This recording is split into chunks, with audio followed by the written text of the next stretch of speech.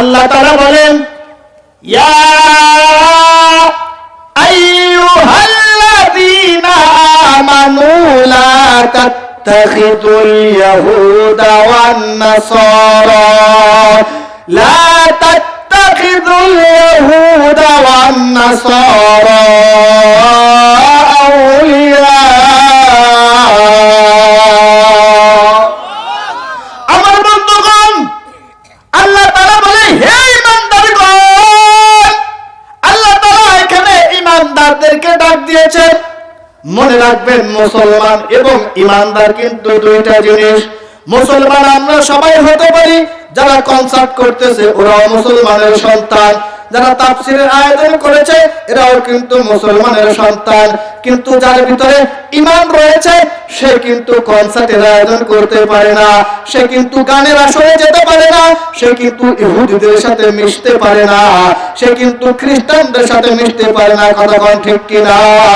এর জন্য আমার বাবা দিলাম, মুসলমান সবাই হতে পারে কিন্তু ঈমানদার সবাই হতে পারে না। এর জন্য আল্লাহ তাআলা ইয়া আইয়ুহাল্লাযীনা আমানু বলে ডাক দিয়েছেন। আল্লাহ তাআলা তো পারতো ইয়া আইয়ুহাল মুসলিমুন বলে ডাক দিতে, আল্লাহ তাআলা তো মুসলমানকে ডাক দিতে পারতো কি পারতো না? কিন্তু মুসলমানকে ডাক দেয় নাই, আল্লাহ তাআলা ঈমানদারকে ডাক দিয়েছে ইয়া আইয়ুহাল্লাযীনা আমানু লা তাত্তাখিযুল ইয়াহুদা ওয়ান নাসারা আউলিয়া।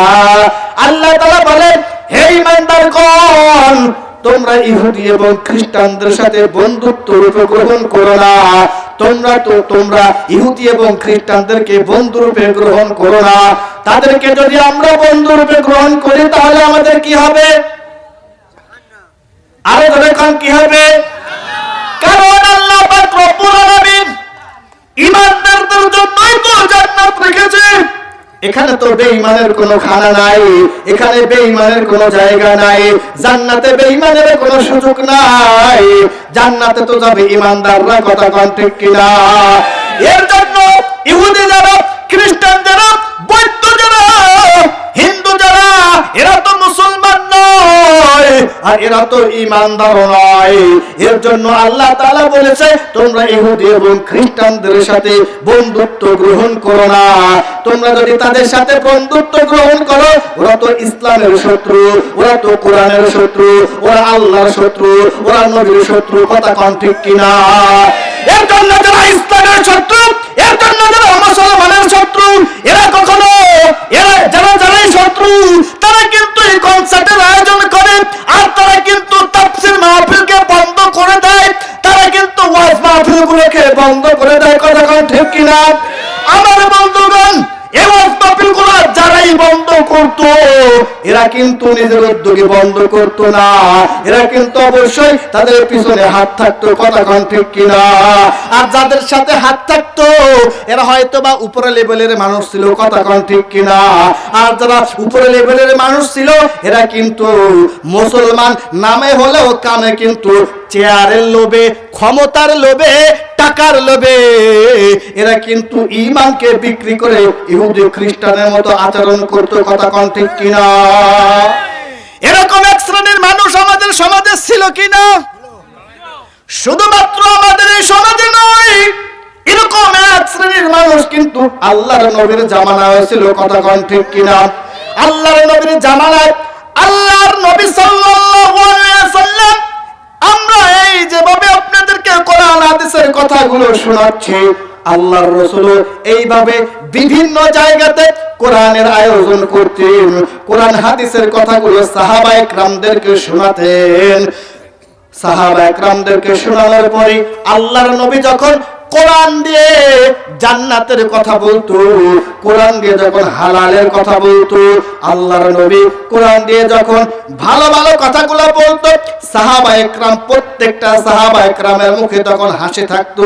কারণ এখানে যদি আমি আপনার সন্তানের যদি কোনো গুণগান গাই তাহলে আপনি খুশি হবেন কি হবেন না? জোরে কথা কন, খুশি হবেন কি হবেন না? আল্লাহর নবীও সাহাবীদেরকে এইভাবে সামনে রেখে কোরআনের কথাগুলো বলতেন।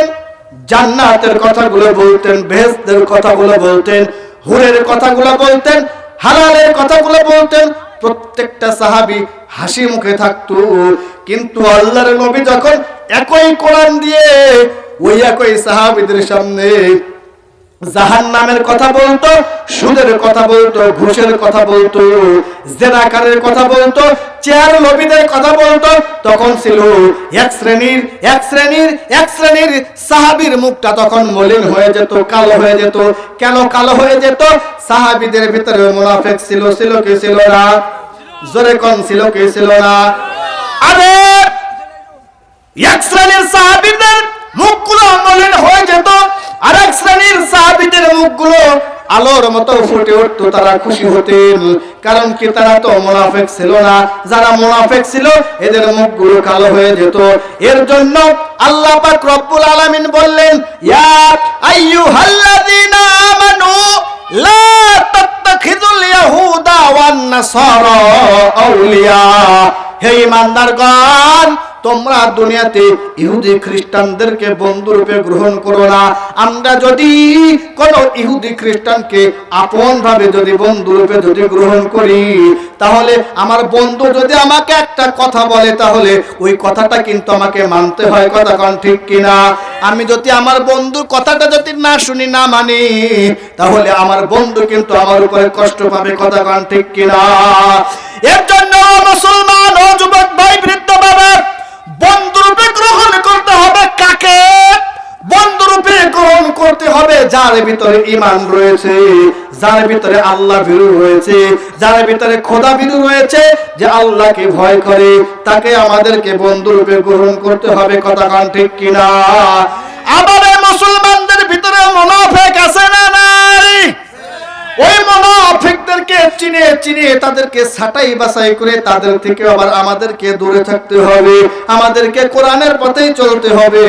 আমরা যদি আবার ওই মুনাফিকদের সাথে যদি চলি, তাহলে কিন্তু অবশ্যই আমাদের আবার জাহান্নামে যাওয়ার সম্ভাবনা আছে। কথা কোন ঠিক কিনা?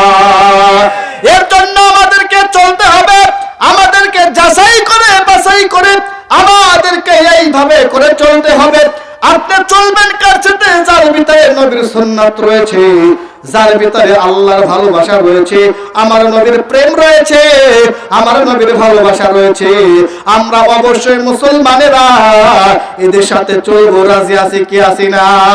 কারা কারা রাজি আছে? দুটি হাত একটু আল্লাহকে দেখাই দেন। নারায়ে তাকবীর।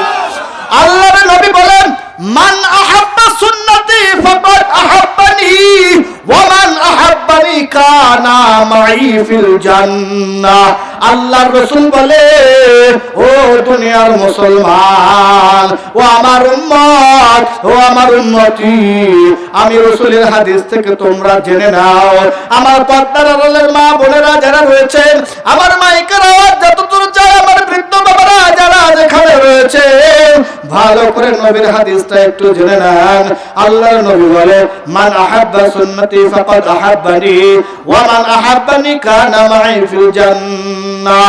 আল্লাহর নবী বলে, তোমরা যারা আমার সুন্নাতকে ভালোবাসলে, তারা আমি নবীকে ভালোবাসলে। কাকে ভালোবাসলাম? আমাদেরকে ভালোবাসতে হবে কি? নবীর। আমার কথা আপনারা বুঝতে পারতেছেন তো? যদি বুঝতে না পারেন আমাকে বলবেন, ইনশাআল্লাহ আমি আমার এই ছোট্ট জ্ঞানে যতটুকু ভাবে বুঝি আমি সেইভাবে আপনাদেরকে বোঝানোর চেষ্টা করব। তাহলে নবী বললেন, তোমরা যদি আমার সুন্নাতকে ভালোবাসো, তাহলে আমি রাসূলকে ভালোবাসা হলো। কথা কোন ঠিক কিনা? এই কথাটা আমরা কোথা থেকে পেলাম? হাদিস থেকে। কোথা থেকে পেলাম? রাসূলের হাদিস থেকে। তাহলে দুনিয়াতে আমাদেরকে ভালোবাসতে হবে কাকে? আল্লাহকে তো ভালোবাসবই, আর নবীর সুন্নাতকে, নবীর সুন্নাতকে আমাদেরকে ভালোবাসতে হবে। আসুন, আমাদের সমাজে এক শ্রেণীর মানুষ আছে, মানুষের মাথায় টুপি দেখলেই নাক ছিটকায়, আছে না নাই? জুব্বা দেখলে নাক ছিটকায়, আছে না নাই? মুখে দাড়ি দেখলে নাক ছিটকায়, আছে না নাই? মাদ্রাসার ছাত্র ভাইরা এক রাস্তা দিয়ে এক লাইন দিয়ে যখন যায়, দেখতে জান্নাতে পাখির মতো দেখায়। কথা কোন ঠিক কিনা? আবার ওই ছাত্র ভাইদেরকে অনেকে দেখে আবার নাক ছিটকায়, আছে না নাই?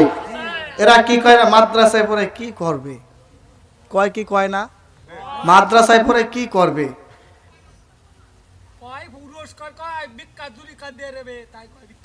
কত কথা বলে, আল্লাহর নবীকেও তো কত কথা বলতেন না?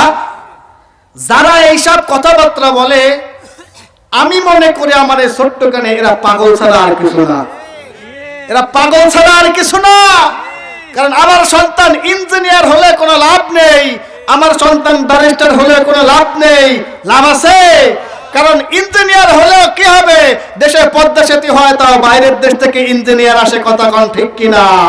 বাংলার সরকার বাংলার মানুষদেরকে ইঞ্জিনিয়ার বানানোর পরেও পদ্মা সেতু বানায়, বাইরের থেকে ইঞ্জিনিয়ার আসে, দেশের ইঞ্জিনিয়ার খানা পায় না, কথা কোন ঠিক কিনা? তাহলে ওই ইঞ্জিনিয়ার হয়ে কোনো লাভ আছে? কোনো লাভ আছে? কোনো লাভ নাই। আমার দেশে যারা ডাক্তার রয়েছে আমরা সকলেই জানি ডাক্তার মানে কসাই, কথা কোন ঠিক কিনা? সব ডাক্তার আবার সমান না, সব ডাক্তার আবার সমান না। ম্যাক্সিমাম ডাক্তার আমরা জানি পোশাক টেস্ট দেবে, কি দরকার?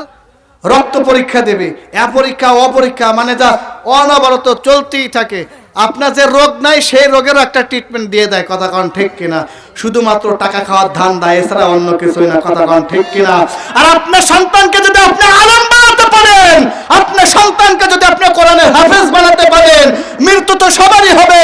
ডাক্তারেরও মৃত্যু হবে, ইঞ্জিনিয়ারেরও মৃত্যু হবে, ব্যারিস্টারেরও মৃত্যু হবে, অ্যাডভোকেটেরও মৃত্যু হবে, জজেরও মৃত্যু হবে, মাদ্রাসার মুহতামিমেরও মৃত্যু হবে, মসজিদের ইমামেরও মৃত্যু হবে। কিন্তু মরার পরেই কিন্তু আমার সন্তানকে কাজে লাগে, কথা কোন ঠিক কিনা? ইঞ্জিনিয়ার বানাইলে দুনিয়াবি লাভ, তাও কিভাবে লাভ? হয়তোবা আপনার কপাল যদি খারাপ হয়, বয়সকালে পুতের বড় পাল্লায় পড়ে হোক আর নিজের পাল্লায় পড়ে হোক, বন্ধু বান্ধবীদের পাল্লায় পড়ে হোক, আপনাকে হয়তোবা বাড়ির এক করে ফেলে রাখবে, নয়তোবা যদি টাকা পয়সা বেশি থাকে বৃদ্ধাশ্রমে দিয়ে আসবে, কথা কোন ঠিক কিনা? কিন্তু আপনি কি এটা দেখেছেন আপনার এই সমাজে আপনার মাথার ঘাম পায়ে ফেলানো টাকা দিয়ে আপনার সন্তানকে যদি মাদ্রাসায় বা পড়ান, কোরআনের হাফেজ যদি বানান, একটা আলেম যদি বানান, তাহলে ওই সন্তান মসজিদে ৩,০০০ টাকার ৫,০০০ টাকার, মাদ্রাসায় ১০,০০০ টাকার ১২,০০০ টাকার চাকরি করেও কিন্তু আপনাকে সুখে শান্তিতে রাখার চেষ্টা করে, কথা কোন ঠিক কিনা? আর মাদ্রাসার ছাত্র কখনো না খেয়ে মরে না। দেখছেন আজ পর্যন্ত এমন কোন ইতিহাস আছে? বটিয়া কাটাতে এমন কোন ইতিহাস আছে? আর আমিও তো মাদ্রাসায় পড়েছি, স্কুলের বারান্দায় যাই নাই, আলহামদুলিল্লাহ। ছোটবেলা থেকে জানি কেমন ভাবে একটা নিয়ত ছিল মাদ্রাসায় পড়বো, মাদ্রাসায় পড়বো, আল্লাহ তাআলা কবুল করেছে, মাদ্রাসায় পড়েছি, আলহামদুলিল্লাহ। এখন আপনাদেরকে সামনে নিয়ে কোরআন হাদিসের কথা বলি, না খেয়ে নাই। বরঞ্চ যেখানে ওয়াজ করতে আসলাম, মাহফিল করতে আসলাম, এলাকার মানুষজন হয়তো বা মুরগির গোশত, গরুর গোশত রান্না করে বসে আছে, কথা কোন ঠিক কিনা? তা এটা কি আল্লাহ তাআলার পক্ষ থেকে একটা সম্মান না? এখানে যদি কোনো ইঞ্জিনিয়ার বা অ্যাডভোকেট যদি আসে, তাহলে তার জন্য কি ওইভাবে কি রান্না করে কেউ রাখবে? রাখবে। কারা রাখবে? যাদেরকে বলে রাখবে, আত্মীয় স্বজন যারা আছে, যে আমি অমুক জায়গায় আসতেছি, অমুক সময় আসতেছি, তোমাদের বাড়িতে দুপুরে খাওয়া দাওয়া করবো, তখন হয়তো একটা দেশি মুরগি অথবা বাজার থেকে ডিম এনে রান্না বাড়া করে রাখবে। এছাড়া তো আর বেশি কিছু না, রাখবে। আর আলহামদুলিল্লাহ আল্লাহ তাআলার অশেষ মেহেরবান, বাংলাদেশের বিভিন্ন প্রান্তে কোরআন হাদিসের কথা বলি, যাওয়ার আগে পথে ঘাটেও দেখা হলে মানুষ নাস্তার ব্যবস্থা করে, তারপরে মাহফিলে পৌঁছানোর পরে, অনুষ্ঠানে পৌঁছানোর পরে অন্য অন্য খাবার দাবার তো আছেই। এটা আল্লাহ তাআলার রহমত ছাড়া আর কিছু না, কথা কোন ঠিক কিনা? এর জন্য আপনারা যারা আজকের মাহফিলে আসলেন, বসলেন, আপনারা প্রতিজ্ঞা করেন, এখনো যাদের সন্তান ছোট রয়েছে, যুবক ভাই সন্তান ছোট থাকলে অবশ্যই মাদ্রাসায় ভর্তি করে দেন। আর এখন তো মাদ্রাসায় ভর্তি চলছে, মাদ্রাসায় যদি আপনি ভর্তি করেন অবশ্যই আপনি লাভবান হবেন। আর যদি আপনার টেনশনটা যদি এইভাবে হয়, সন্তানকে মাদ্রাসা দিলে কি খাবে, সন্তানকে মাদ্রাসায় দিলে সন্তান ইনকাম করতে পারবে না, এটা একটা সম্পূর্ণ একটা ভুল ধারণা। আপনার সন্তানকে মাদ্রাসায় ভর্তি করে দিলে অবশ্যই আপনাকেও বৃদ্ধ বয়সে দেখবে, কিয়ামতে আপনার জন্য লাভ হবে, কথা কোন ঠিক কিনা? তা আপনারা আপনার সন্তানদেরকে মাদ্রাসায় দিবেন তো? আমি এই বিষয়ে ছোট্ট আকারে একটু কথা আপনাদেরকে বলবো, শুনবেন ইনশাল্লাহ। আপনার সন্তানকে যদি আপনি মাদ্রাসায় ভর্তি করান, আপনার লাভ কি হবে? দেখেন, মৃত্যু তো সবার হবে, তাই না? আপনার পিঠে যদি চুলকানি লাগে আর আপনার পাশে যদি কোনো বন্ধু বসা থাকে, তাকে যদি, আমরা এখানে যারা উপস্থিত রয়েছি যুবকদের সংখ্যা খুবই কম, কথা কোন ঠিক কিনা? আমরা এখানে যারা উপস্থিত রয়েছি বৃদ্ধ বাবার সংখ্যাটা অনেক বেশি, তাই না? আমরা সকলে জানি আজকে আমাদের দেশে এমন একটা রাত উদযাপন হচ্ছে যে রাতটাকে আমরা বলে থাকি যে হ্যাপি নিউ ইয়ার। হ্যাপি মানে খুশি, নিউ ইয়ার মানে কি নতুন বছর, তাই না? এর মানে কি 2024 আমাদের কাছ থেকে বিদায় নিচ্ছে এবং 2025 আমাদের মাঝে আসতেছে, তাই না?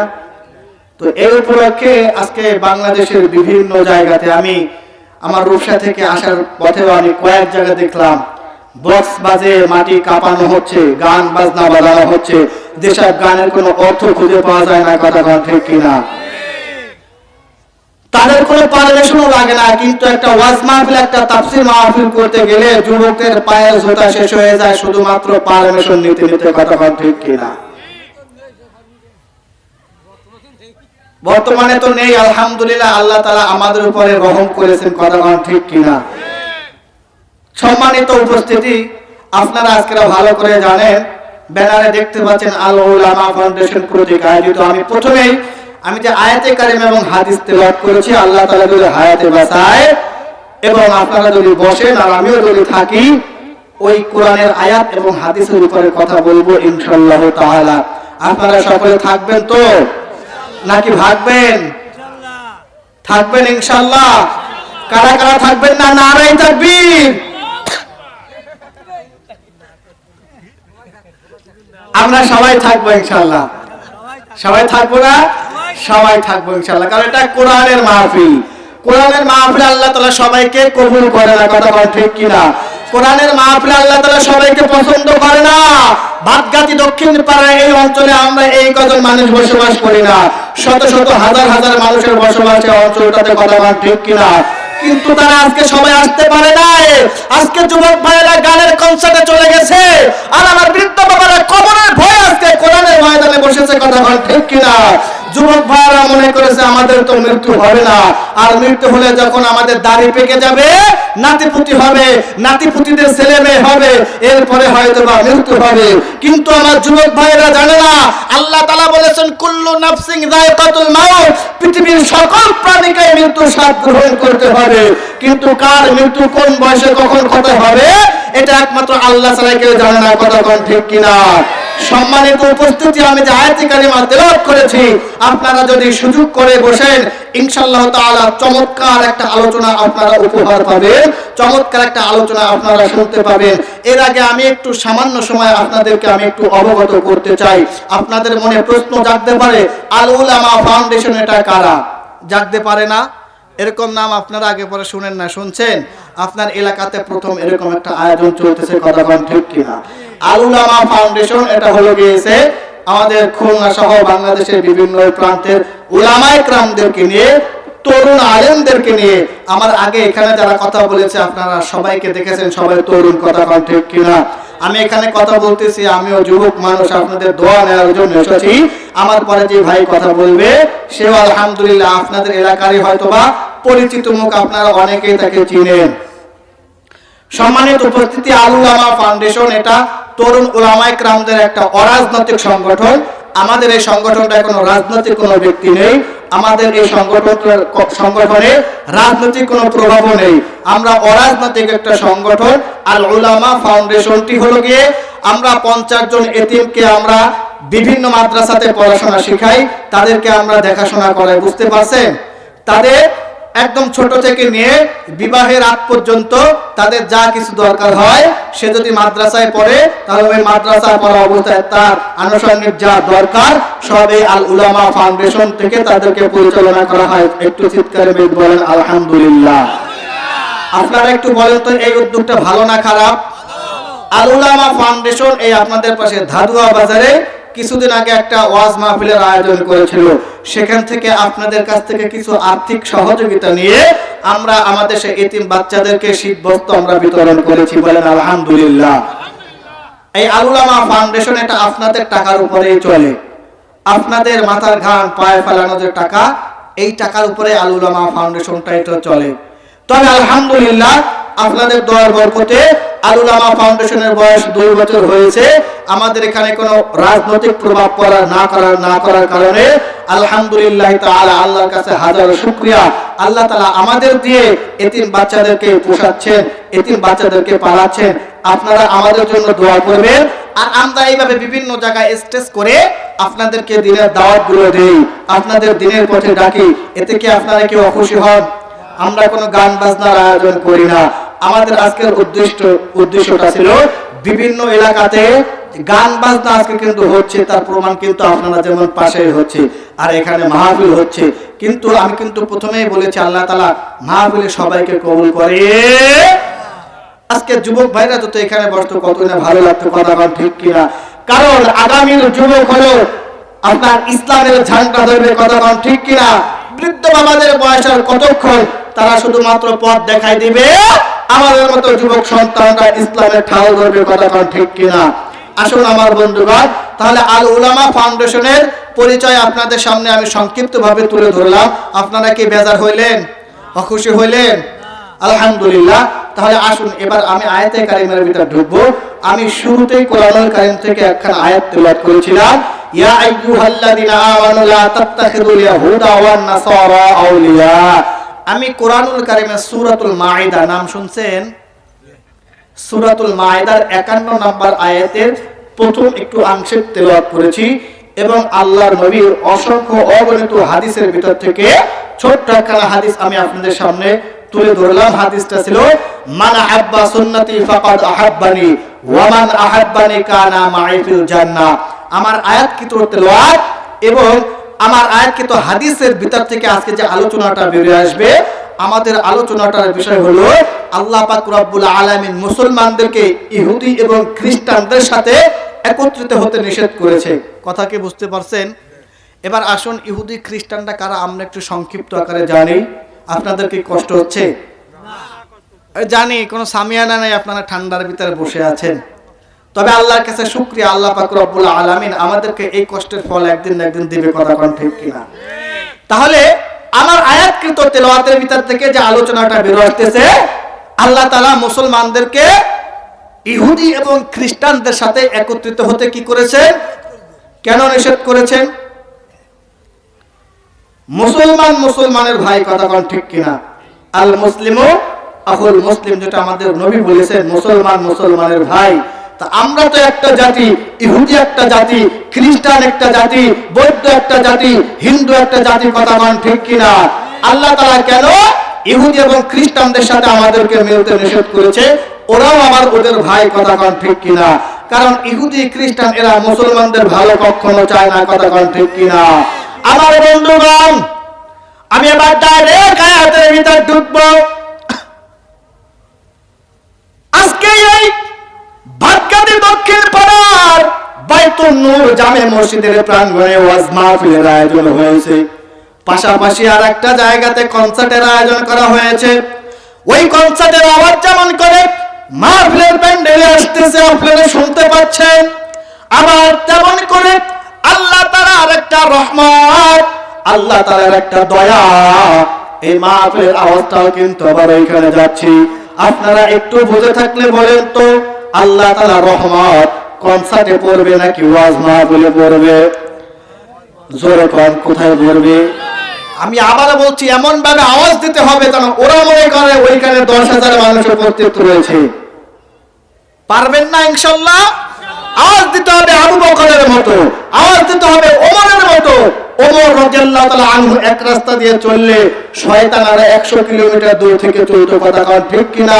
তো এই ওয়াজ মাহফিলে তো ওমরের আওয়াজ হবে, আর কনসার্টে আবু জাহেলের মতো মেও আওয়াজ হবে, কথা কোন ঠিক কিনা?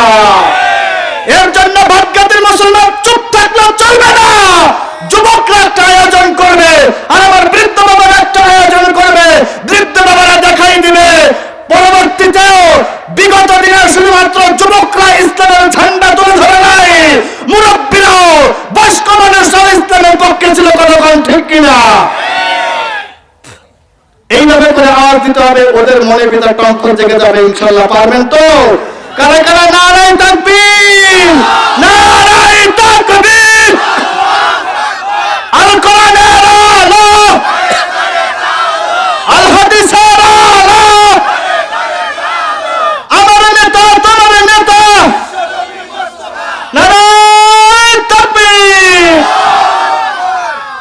এইভাবে আওয়াজ দিতে হবে। আপনি যদি এইভাবে আল্লাহর নামে তাকবীর দেন আপনার জন্য উপকার আছে। আর ওইখানে যে কনসার্ট হচ্ছে, কনসার্টে আহ করে আওয়াজ হবে, সেই আওয়াজে তাদের ক্ষতি ছাড়া অন্য কিছু নয়। কথা কোন ঠিক কিনা? আপনি আল্লাহু আকবারের ধ্বনি দিলে আপনার জন্য কি উপকার একটু শুনবেন, একটু শুনবেন।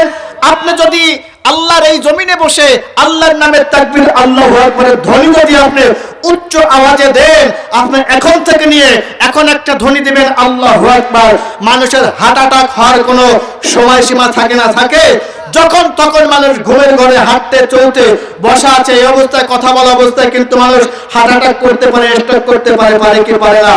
তবে আপনি শুনে রাখেন বাক্কাতের মুসলমান, বাক্কাতের বিরুদ্ধে আপনি যেখানেই বসে আমার আল্লাহর নামের তাকবীর, আল্লাহ বলে ওয়ারাব্বাকা ফাকাব্বির, 29 নম্বর পারা সূরাতুল মুদ্দাসসিরের ভিতরে বলেন ওয়ারাব্বাকা ফাকাব্বির। দুনিয়াতে তাকবীর হবে আমি আল্লাহর নামের তাকবীর, দুনিয়াতে তাকবীর হবে শুধু তোমার রবের তাকবীর, দুনিয়াতে তাকবীর হবে শুধু কোরআনের তাকবীর। আর যখনই আল্লাহু আকবারের তাকবীর তুমি দিবে, যখনই আল্লাহু আকবারের তাকবীর দিবে, তখন থেকে নিয়ে আগামী 6 মিনিট পর্যন্ত তুমি জেনে রেখে তোমার কোনো হাড়ের সম্ভাবনা থাকবে না। চিৎকার মেরে বলেন আল্লাহু আকবার। আরো জোরে কোন আল্লাহু আকবার, আরে দুই হাত উঁচু করে কোন আল্লাহু আকবার। শুধুমাত্র তাই নয়, ও বৃদ্ধ বাবা, আমার যুবক ভাইরা, আমরা যে মানুষ রয়েছি, আমাদের মানুষের ভিতরে, আমাদের মানুষের হাড়ের ভিতরে 76 জায়গায় আল্লাহ শব্দটা লেখা আছে। চিৎকার মেরে কোন আল্লাহু আকবার। আমাদের এই হাড়ের ভিতরে কয় জায়গায় আল্লাহ শব্দটা লেখা আছে? 76 জায়গায়। তাহলে এবার আপনি একটু ভাবেন, আল্লাহ তাআলা আপনাকে আমাকে কত দয়া করে মায়া করে বানাইছে, যে আপনাকে আমাকে বানানোর পরেও আল্লাহ তাআলার নামটা আমাদের হাড়ের ভিতরে দিয়েছে। এটা আল্লাহ তাআলার রহমত, আল্লাহ তাআলার দয়া ছাড়া অন্য কিছু না। কথা ঠিক কিনা? তো আপনি যখনই আল্লাহু আকবার বলে ধ্বনি দিবেন, তাকবীর দিবেন, এরপরে 6 মিনিট আমার দিকে তাকান, এরপরে 6 মিনিট আপনার হাড়ের রোগী হওয়ার সম্ভাবনা থাকবে না। কিন্তু ওই যে যারা গান বাজনা বাজাচ্ছে, পাশ থেকে বক্স ধুম ধুম ধুম ধুম ধুম করে বাজতেছে না, মাটি কাঁপতেছে না, এতে বলেন তো মানুষের উপকার হয় না ক্ষতি হয়?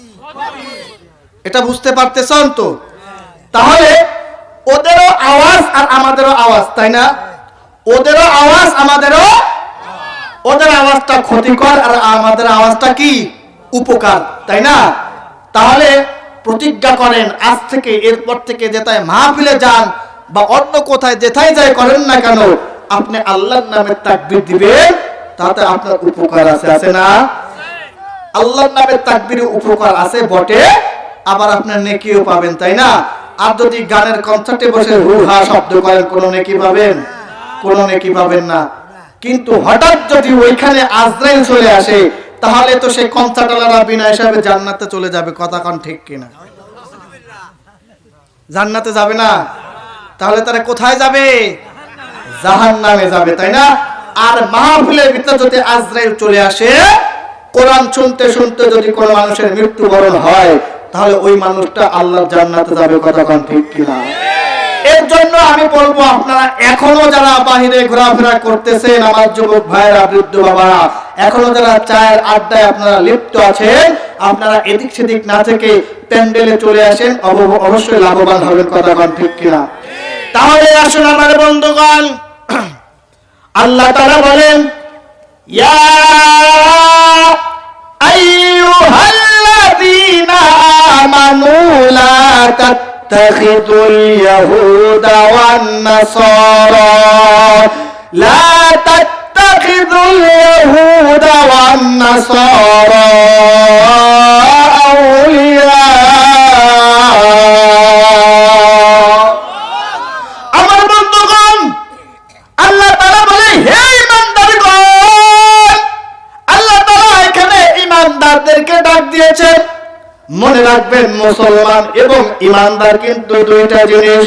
মুসলমান আমরা সবাই হতে পারি, যারা কনসার্ট করতেছে ওরাও মুসলমানের সন্তান, যারা তাফসীরের আয়োজন করেছে এরাও কিন্তু মুসলমানের সন্তান। কিন্তু যার ভিতরে ঈমান রয়েছে সে কিন্তু কনসার্টের আয়োজন করতে পারে না, সে কিন্তু গানের আসরে যেতে পারে না, সে কিন্তু ইহুদিদের সাথে মিশতে পারে না, সে কিন্তু খ্রিস্টানদের সাথে মিশতে পারে না। কথা কোন ঠিক কিনা? এর জন্য আমার বাবা দিলাম, মুসলমান সবাই হতে পারে কিন্তু ইমানদার সবাই হতে পারে না। এর জন্য আল্লাহ তাআলা ইয়া আইয়ুহাল্লাযিনা আমানু বলে ডাক দিয়েছেন। আল্লাহ তাআলা তো পারতো ইয়া আইয়ুহাল মুসলিমুন বলে ডাক দিতে, আল্লাহ তাআলা তো মুসলমানকে ডাক দিতে পারতো কি পারতো না? কিন্তু মুসলমানকে ডাক দেয় নাই, আল্লাহ তাআলা ঈমানদারকে ডাক দিয়েছে ইয়া আইয়ুহাল্লাযিনা আমানু লা তাত্তাখিদুল ইয়াহুদা ওয়ান নাসারা আউলিয়া। আল্লাহ তাআলা বলেন, হে ঈমানদারগণ, তোমরা ইহুদি এবং খ্রিস্টানদের সাথে বন্ধুত্ব রূপে গ্রহণ করো না। তোমরা ইহুদি এবং খ্রিস্টানদেরকে বন্ধু রূপে গ্রহণ করো না। তাদেরকে যদি আমরা বন্ধু রূপে গ্রহণ করি তাহলে আমাদের কি হবে? আরো ধরে কোন কি হবে? কারণ আল্লাহ পাক রব্বুল আলামিন ঈমানদারদের জন্যই তো জান্নাত রেখেছে। এখানে তো বেঈমানের কোনো খানা নাই, এখানে বেঈমানের কোনো জায়গা নাই, জান্নাতে বেঈমানের কোনো সুযোগ নাই। জান্নাতে তো যাবে ঈমানদাররা। কথা কোন ঠিক কিনা? এর জন্য ইহুদি যারা, খ্রিস্টান যারা, বৌদ্ধ যারা, হিন্দু যারা, এরা তো মুসলমান নয় আর এরা তো ঈমানদার নয়। এর জন্য আল্লাহ তাআলা বলেছে তোমরা ইহুদি এবং খ্রিস্টানদের সাথে বন্ধুত্ব গ্রহণ করো না। তোমরা যদি তাদের সাথে বন্ধুত্ব গ্রহণ করো, ওরা তো ইসলামের শত্রু, ওরা তো কোরআনের শত্রু, ওরা আল্লাহর শত্রু, ওরা নবীর শত্রু। কথা কোন ঠিক কিনা? এর জন্য যারা ইসলামের শত্রু, এর জন্য যারা মুসলমানের শত্রু, এরা কখনো যারাই শত্রু তারা কিন্তু এই কনসার্টের আয়োজন করে, আর তারা কিন্তু তাফসীর মাহফিলকে বন্ধ করে দেয়, তারা কিন্তু ওয়াজ মাহফিলগুলোকে বন্ধ করে দেয়। কথা কোন ঠিক কিনা? আমার বন্ধুগণ, এই ওয়াজ মাহফিলগুলো যারাই বন্ধ করতো এরা কিন্তু নিজের উদ্যোগে বন্ধ করতো না, এরা কিন্তু অবশ্যই তাদের পিছনে হাত থাকতো। কথা কোন ঠিক কিনা? আর যাদের সাথে হাত থাকতো এরা হয়তো বা উপরে লেভেলের মানুষ ছিল। কথা কোন ঠিক কিনা? আর যারা উপরে লেভেলের মানুষ ছিল এরা কিন্তু মুসলমান নামে হলেও কামে কিন্তু চেয়ারের লোভে, ক্ষমতার লোভে, টাকার লোভে এরা কিন্তু ঈমানকে বিক্রি করে ইহুদি খ্রিস্টানের মতো আচরণ করতো। কথা কোন ঠিক কিনা? এরকম এক শ্রেণীর মানুষ আমাদের সমাজে ছিল কিনা? শুধুমাত্র আমাদের এই সমাজে নয়, এরকম এক শ্রেণীর মানুষ কিন্তু আল্লাহর নবীর জামানায় ছিল। কথা কোন ঠিক কিনা? আল্লাহর নবীর জামানায় আল্লাহর নবী সাল্লাল্লাহু আলাইহি ওয়াসাল্লাম, আমরা এই যেভাবে আপনাদেরকে কোরআন হাদিসের কথাগুলো শোনাচ্ছি, আল্লাহর রাসূল এইভাবে বিভিন্ন জায়গাতে কোরআনের আয়োজন করতেন, কোরআন হাদিসের কথাগুলো সাহাবায়ে কেরামদেরকে শোনাতেন। সাহাবায়ে কেরামদেরকে শোনানোর পরে আল্লাহর নবী যখন কোরআন দিয়ে জান্নাতের কথা বলতো, কোরআন দিয়ে যখন হালালের কথা বলতো, আল্লাহর নবী কোরআন দিয়ে যখন ভালো ভালো কথাগুলো বলতো, সাহাবায়ে কেরাম, প্রত্যেকটা সাহাবায়ে কেরামের মুখে তখন হাসি থাকতো। কারণ এখানে যদি আমি আপনার সন্তানের যদি কোনো গুণগান গাই তাহলে আপনি খুশি হবেন কি হবেন না? জোরে কথা কন, খুশি হবেন কি হবেন না? আল্লাহর নবীও সাহাবীদেরকে এইভাবে সামনে রেখে কোরআনের কথাগুলো বলতেন, জান্নাতের কথাগুলো বলতেন, বেহেশতের কথাগুলো বলতেন, হুরের কথাগুলো বলতেন, হালালের কথাগুলো বলতেন। প্রত্যেকটা সাহাবী হাসি মুখে থাকতো। কিন্তু আল্লাহর নবী যখন একই কোরআন দিয়ে ওই একই সাহাবীদের সামনে জাহান্নামের কথা বলতো, সুদের কথা বলতো, ঘুষের কথা বলতো, জেনাকারের কথা বলতো, চেয়ার লোভীদের কথা বলতো, তখন ছিল এক শ্রেণীর সাহাবীর মুখটা তখন মলিন হয়ে যেত, কালো হয়ে যেত। কেন কালো হয়ে যেত? সাহাবীদের ভিতরে মুনাফিক ছিল কি ছিল না? জোরে কোন ছিল কি ছিল না? আরে এক শ্রেণীর সাহাবীদের মুখগুলো মলিন হয়ে যেত, আর এক শ্রেণীর সাহাবীদের মুখগুলো আলোর মতো ফুটে উঠতো, তারা খুশি হতেন। কারণ কি, তারা তো মুনাফিক ছিল না। যারা মুনাফিক ছিল এদের মুখগুলো কালো হয়ে যেত। এর জন্য আল্লাহ পাক রব্বুল আলামিন বললেন, ইয়া আইয়ুহাল্লাযীনা আমানু লা তাত্তাখিযুল ইয়াহুদা ওয়ান নাসারা আউলিয়া। হে ঈমানদারগণ, তোমরা দুনিয়াতে ইহুদি খ্রিস্টানদেরকে বন্ধুরূপে গ্রহণ করো না। আমরা যদি কোন ইহুদি খ্রিস্টানকে আপন ভাবে যদি বন্ধুরূপে যদি গ্রহণ করি, তাহলে আমার বন্ধু যদি আমাকে একটা কথা বলে, তাহলে ওই কথাটা কিন্তু আমাকে মানতে হয়। কথা কোন ঠিক কিনা? আমি যদি আমার বন্ধুর কথাটা যদি না শুনি, না মানি, তাহলে আমার বন্ধু কিন্তু আমার উপরে কষ্ট পাবে। কথা কোন ঠিক কিনা? এর জন্য মুসলমান ও যুবক ভাই, বৃদ্ধ বাবা, বন্ধুরূপে গ্রহণ করতে হবে কাকে? বন্ধুরূপে গ্রহণ করতে হবে যার ভিতরে ঈমান রয়েছে, যার ভিতরে আল্লাহ ভীরু রয়েছে, যার ভিতরে খোদা ভীরু রয়েছে, যে আল্লাহকে ভয় করে, তাকে আমাদেরকে বন্ধুরূপে গ্রহণ করতে হবে। কথা কোন ঠিক কিনা? আবার মুসলমানদের ভিতরে মুনাফিক আছে না নাই?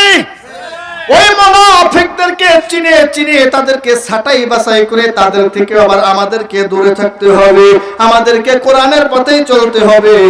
আমরা যদি আবার ওই মুনাফিকদের সাথে যদি চলি, তাহলে কিন্তু অবশ্যই আমাদের আবার জাহান্নামে যাওয়ার সম্ভাবনা আছে। কথা কোন ঠিক কিনা?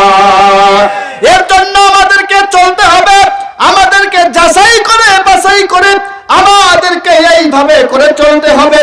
আপনি চলবেন কার সাথে? যার ভিতরে নবীর সুন্নাত রয়েছে, যার ভিতরে আল্লাহর ভালোবাসা রয়েছে, আমার নবীর প্রেম রয়েছে, আমার নবীর ভালোবাসা রয়েছে। আমরা অবশ্যই মুসলমানেরা এদের সাথে চলবো। রাজি আছি কি আছি না?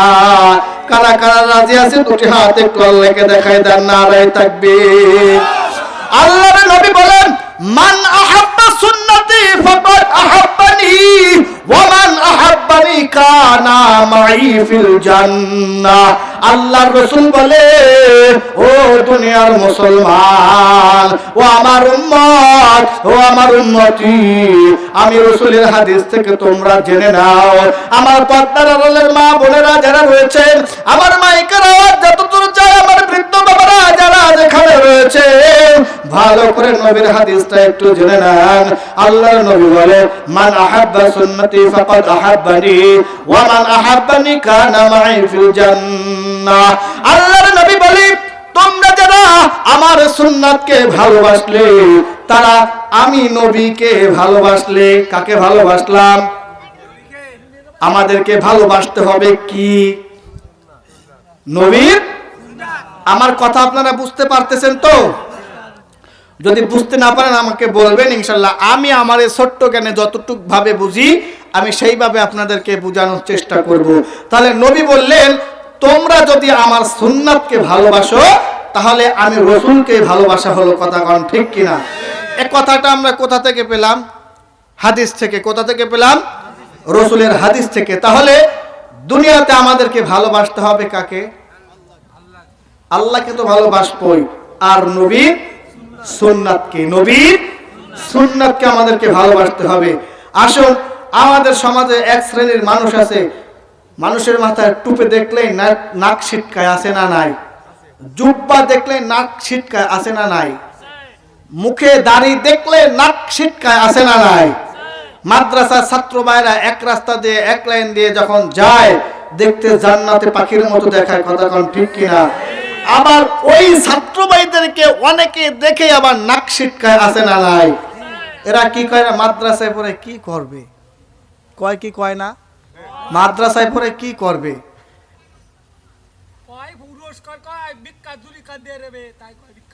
কত কথা বলে। আল্লাহর নবীকেও তো কত কথা বলতেন না? যারা এইসব কথাবার্তা বলে, আমি মনে করি আমার এই ছোট্ট কানে এরা পাগল ছাড়া আর কিছু না। এরা পাগল ছাড়া আর কিছু না। কারণ আমার সন্তান ইঞ্জিনিয়ার হলে কোনো লাভ নেই, আমার সন্তান ব্যারিস্টার হলে কোনো লাভ নেই। লাভ আছে? কারণ ইঞ্জিনিয়ার হলেও কি হবে? দেশে পদ্মা সেতু হয়, তাও বাইরের দেশ থেকে ইঞ্জিনিয়ার আসে। কথা কোন ঠিক কিনা? বাংলার সরকার বাংলার মানুষদেরকে ইঞ্জিনিয়ার বানানোর পরেও পদ্মা সেতু বানায় বাইরের থেকে ইঞ্জিনিয়ার আসে, দেশের ইঞ্জিনিয়ার খানা পায় না, কথা কোন ঠিক কিনা? তাহলে ওই ইঞ্জিনিয়ার হয়ে কোনো লাভ আছে? কোনো লাভ আছে? কোনো লাভ নাই। আমার দেশে যারা ডাক্তার রয়েছে আমরা সকলেই জানি ডাক্তার মানে কসাই, কথা কোন ঠিক কিনা? সব ডাক্তার আবার সমান না, সব ডাক্তার আবার সমান না। ম্যাক্সিমাম ডাক্তার আমরা জানি পোশাক টেস্ট দেবে, কি দরকার? রক্ত পরীক্ষা দেবে, পরীক্ষা অপরীক্ষা, মানে যা অনবরত চলতেই থাকে। আপনার যে রোগ নাই সেই রোগেরও একটা ট্রিটমেন্ট দিয়ে দেয়, কথা কোন ঠিক কিনা? শুধুমাত্র টাকা খাওয়ার ধান্দা, এছাড়া অন্য কিছুই না, কথা কোন ঠিক কিনা? আর আপনার সন্তানকে যদি আপনি আলেম বানাতে পারেন, আপনার সন্তানকে যদি আপনি কোরআনের হাফেজ বানাতে পারেন, মৃত্যু তো সবারই হবে। ডাক্তারেরও মৃত্যু হবে, ইঞ্জিনিয়ারেরও মৃত্যু হবে, ব্যারিস্টারেরও মৃত্যু হবে, অ্যাডভোকেটেরও মৃত্যু হবে, জজেরও মৃত্যু হবে, মাদ্রাসার মুহতামিমেরও মৃত্যু হবে, মসজিদের ইমামেরও মৃত্যু হবে। কিন্তু মরার পরেই কিন্তু আমার সন্তানকে কাজে লাগে, কথা কোন ঠিক কিনা? ইঞ্জিনিয়ার বানাইলে দুনিয়াবি লাভ, তাও কিভাবে লাভ? হয়তোবা আপনার কপাল যদি খারাপ হয়, বয়সকালে পুতের বড় পাল্লায় পড়ে হোক আর নিজের পাল্লায় পড়ে হোক, বন্ধু বান্ধবীদের পাল্লায় পড়ে হোক, আপনাকে হয়তোবা বাড়ির এক করে ফেলে রাখবে, নয়তোবা যদি টাকা পয়সা বেশি থাকে বৃদ্ধাশ্রমে দিয়ে আসবে, কথা কোন ঠিক কিনা? কিন্তু আপনি কি এটা দেখেছেন আপনার এই সমাজে আপনার মাথার ঘাম পায়ে ফেলানো টাকা দিয়ে আপনার সন্তানকে যদি মাদ্রাসায় বা পড়ান, কোরআনের হাফেজ যদি বানান, একটা আলেম যদি বানান, তাহলে ওই সন্তান মসজিদে ৩,০০০ টাকার ৫,০০০ টাকার, মাদ্রাসায় ১০,০০০ টাকার ১২,০০০ টাকার চাকরি করেও কিন্তু আপনাকে সুখে শান্তিতে রাখার চেষ্টা করে, কথা কোন ঠিক কিনা? আর মাদ্রাসার ছাত্র কখনো না খেয়ে মরে না। দেখছেন আজ পর্যন্ত এমন কোন ইতিহাস আছে? বটিয়া কাটাতে এমন কোন ইতিহাস আছে? আর আমিও তো মাদ্রাসায় পড়েছি, স্কুলের বারান্দায় যাই নাই, আলহামদুলিল্লাহ। ছোটবেলা থেকে জানি কেমন ভাবে একটা নিয়ত ছিল মাদ্রাসায় পড়বো, মাদ্রাসায় পড়বো।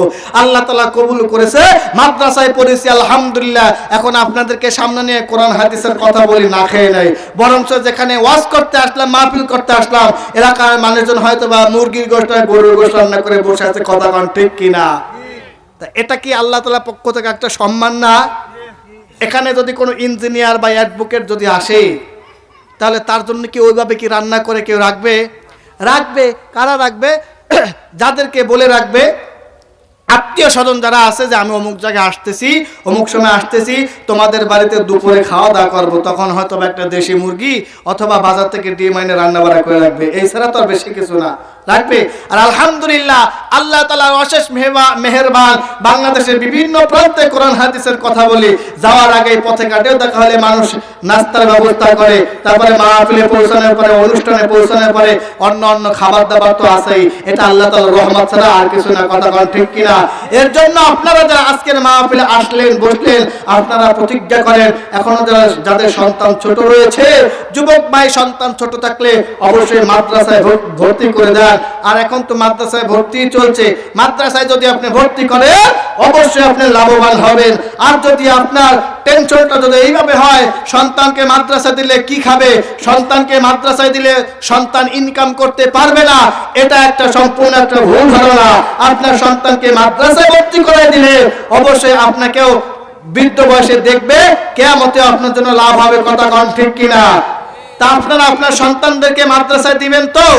আমি এই বিষয়ে ছোট্ট আকারে একটু কথা আপনাদেরকে বলবো, শুনবেন ইনশাল্লাহ। আপনার সন্তানকে যদি আপনি মাদ্রাসায় ভর্তি করান, আপনার লাভ কি হবে? দেখেন, মৃত্যু তো সবার হবে, তাই না? আপনার পিঠে যদি চুলকানি লাগে আর আপনার পাশে যদি কোনো বন্ধু বসা থাকে, তাকে যদি